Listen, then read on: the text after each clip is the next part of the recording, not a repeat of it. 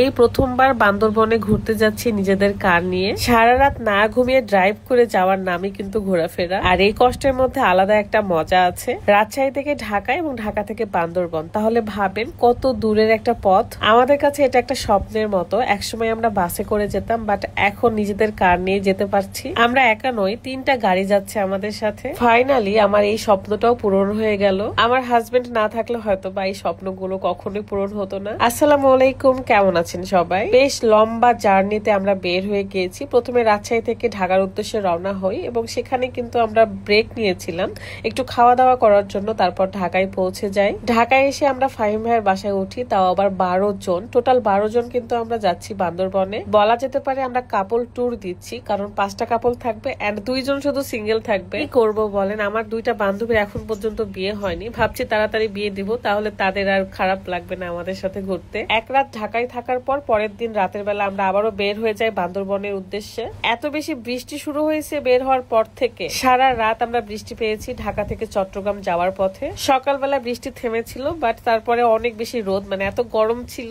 রাতের বেলা বৃষ্টি আর দিনের বেলা গরম। তবে মাঝে মাঝে আমরা থেমেছি, ভিডিও করেছি, ছবি তুলেছি এবং খাওয়া দাওয়া করেছি। ঢাকা টু চট্টগ্রাম এত সুন্দর একটা রোড, যেন না থামলে ভালোই লাগতো না। তার মধ্যে আমরা কর্ণফুলী টার্নেলে যাব, সেটা ভেবে আমার ভালো লাগছে।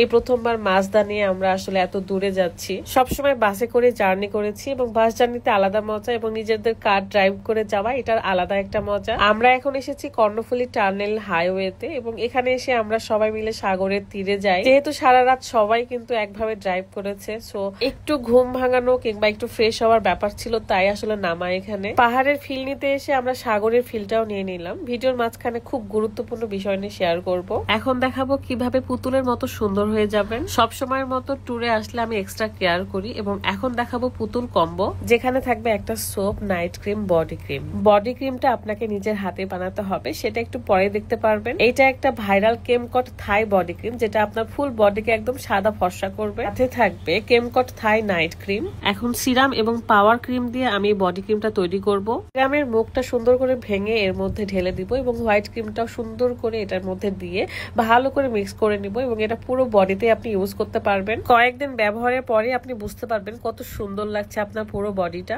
JM শপ এই ফেসবুক পেজ থেকে আপনারা এই পুতুল কম্বোটা পেয়ে যাচ্ছেন। পেজটা আমার ভিডিও ডেসক্রিপশনে দেওয়া আছে। সোপটা দিয়ে ভালো করে আমি মুখটা ধুয়ে আসলাম এবং এখন আমি ব্যবহার করব বডি ক্রিমটা। ঘোরাফেরার কারণে অনেকটা স্কিনটা ডার্ক হয়ে যায়, তাই আমি এক্সট্রা কেয়ার করি। আর হ্যাঁ, এই বডি ক্রিমটা 100% অরিজিনাল। একটা পাওয়ার ক্রিম এবং সিরাম দিয়ে কিন্তু এটা আমি মিক্স করে তৈরি করলাম। স্কিনকে ফর্সা এবং দাগমুক্ত করতে চাইলে এখন এই কম্বোটা অর্ডার করে ফেলুন। এমনকি প্রতিদিন রাতে সোপ